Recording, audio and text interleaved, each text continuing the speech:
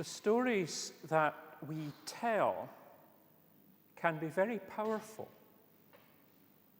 Much can depend on what we say, on how we say it, and indeed on what is heard. We're beginning our service this morning, a service in which we will be telling stories to ourselves and stories about ourselves, with an ancient story which John has just read for us.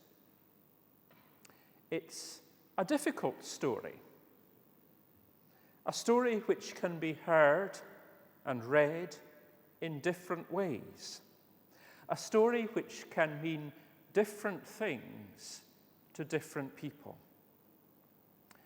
As we've heard, it's a story of one father, two mothers, and two sons.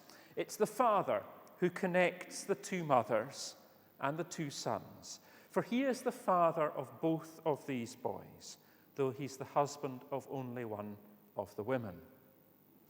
It may sound at first like a warning against getting into complicated relationships, and you could take it that way, but that's not mainly what it's about. For Abraham, as for any man of his time, it was imperative to have a child. But for Abraham and Sarah, this had proved to be impossible. So with Sarah's permission, Sarah his wife, with her permission, Abraham slept with Sarah's servant Hagar, and she conceived and bore a son, who I noticed as John was reading it is never named in this reading, but his name was Ishmael. But not long after that, Sarah herself conceived, becoming one of the first biblical women whose surprising, even miraculous pregnancy heralded the special nature of the child she was to bear, and pointed towards the pivotal role that that child was to play in the development of the faith. And we can think of many others. Samuel, ultimately Jesus himself. Having become a mother herself, Sarah grew rather more resentful of Hagar and Ishmael. And in this story, we hear how she implored Abraham to cast out the slave woman with her son. She wants no further reminder of her long years of childlessness, and particularly, she wants no rival for her own son. Abraham reluctantly agrees, though he's greatly distressed by what his wife asks him to do. Now, this is a story which is important in three religions. It's important in Judaism and Christianity. That much, in a sense, is obvious to us. And it's also important within Islam. The story of Judaism and then Christianity follows the family line of Abraham through Isaac, the son of Sarah. Islam, on the other hand, reveres Ishmael and sees him as one of the forerunners of that faith. So we can read this story as a story of division, of one faith being separated from another, of the beginning of enmity between them. Or we can read this story as a story of promise, for God makes a promise in it both to Isaac and to Ishmael. God's promise is that both these boys will become fathers of great nations. Both will enjoy the protection and favor of God. the stories we tell are very powerful. We know so much about division between Islam on the one hand and Judaism and Christianity on the other. Two faiths themselves which have hardly been solidly united. If we read this story as a story of division, it seems to legitimize the division, particularly between Islam and Christianity. It seems to justify that division, the two families going their separate ways in terrible circumstances. But if we read this as a story of promise, the assumption of divisions are challenged. If we recognize that we share God's promise, not only with fellow Christians, but with Jews and with Muslims too, we have to look again towards the followers of those other religions, and perhaps particularly at this time to the followers of Islam, and ask, are these not our sisters and brothers, fellow descendants of our common ancestor in the faith, Abraham? Reading the story that way changes the narrative and could have profound effects for good, even in our time. At the end of June 2017, the beginning of 2016 may seem a long time ago, though not, of course, quite as long ago as the story of Hagar and Ishmael. We might wonder why it is that we should look back over 2016 during this service. But as we do so today, briefly, I want us to think of the story that we tell ourselves about ourselves as a congregation. We could look back and tell one story about declining income and declining membership. That is a story we often tell ourselves about ourselves. It is a story that the whole church is awfully good at telling. But is it the only story? Is it even the right story? I think we could and should tell another story. We could tell a story of risks taken. The risk of trying to bring the two services that we had for many years together, which we did at the beginning of 2016. Was that the right decision? I don't know. But I believe that the decision was made for the right reasons, even if the effect was less than we could have hoped for. We could tell a story of loss of members,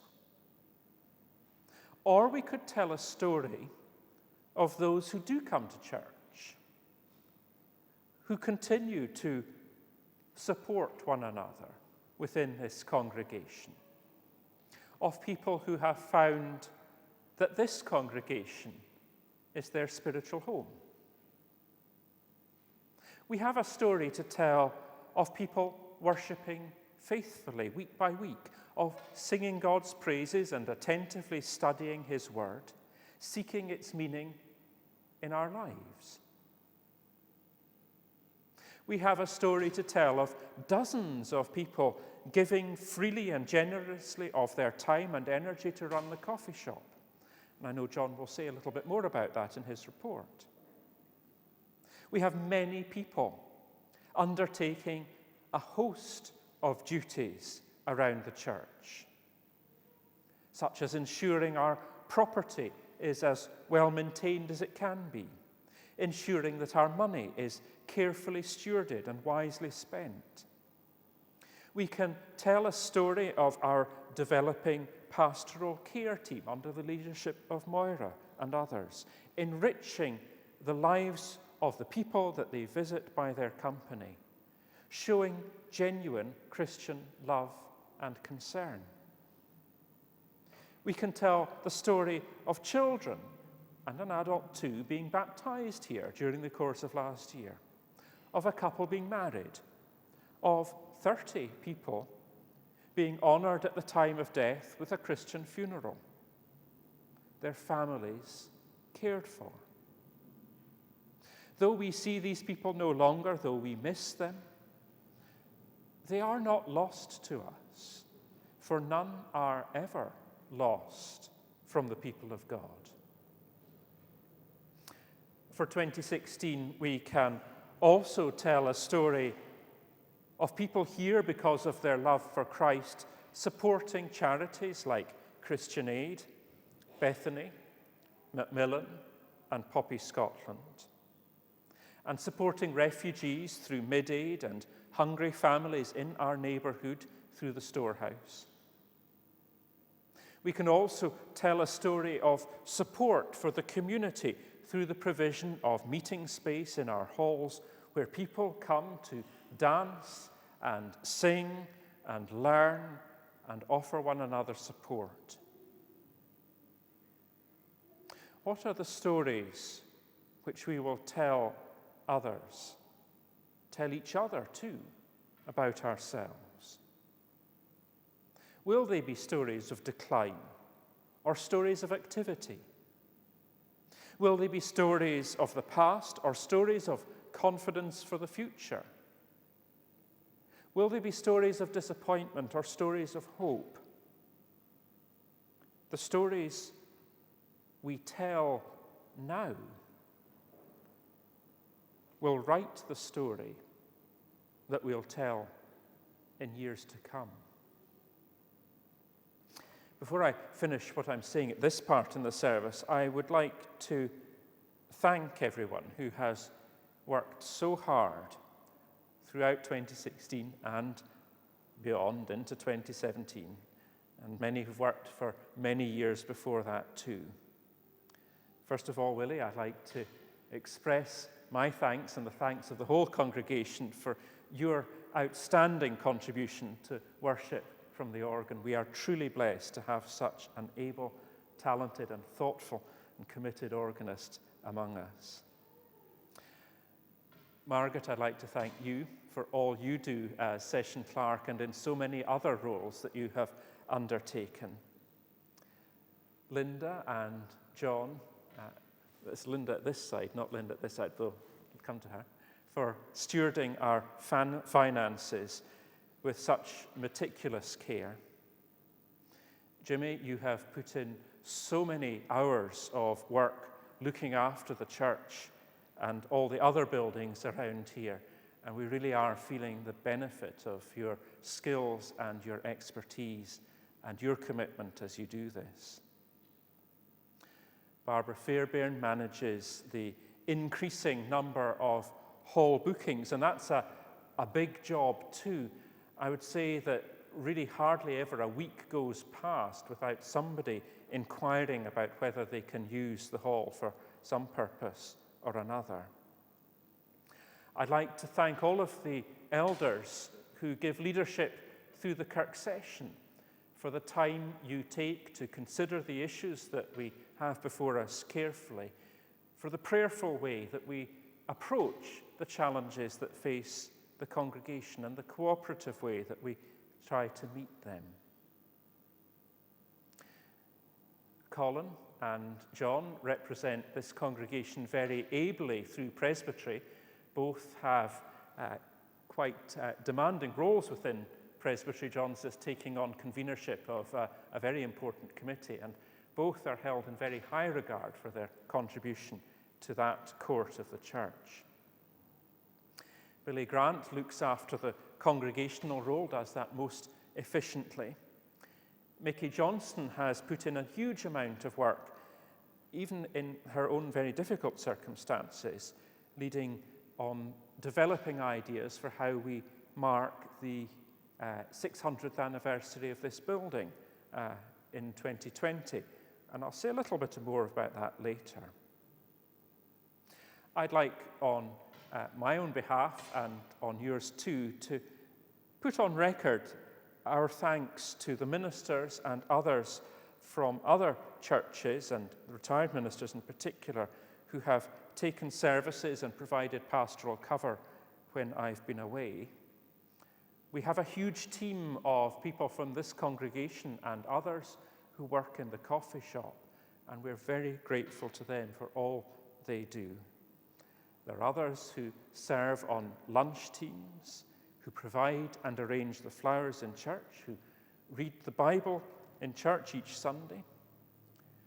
We are thankful to Joyce, our cleaner, for the excellent work that she does.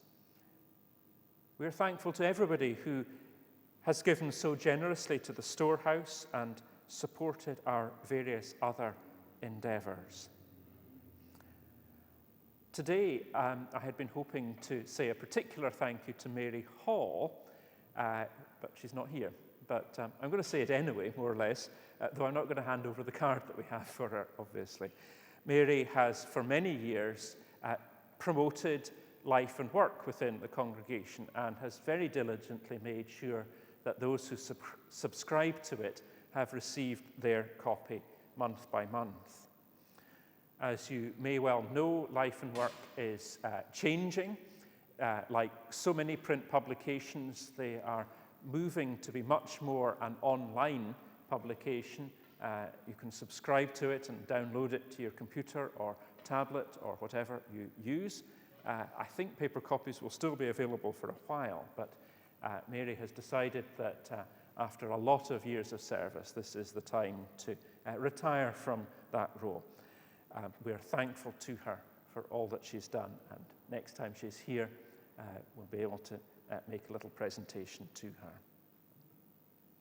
Throughout the congregation, there are many, many people who take on such a variety of different roles.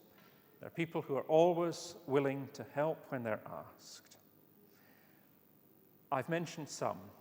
I've not mentioned others by name. I hope you don't feel left out, but please be assured that your contribution to our life as a congregation, whatever you do, is greatly appreciated.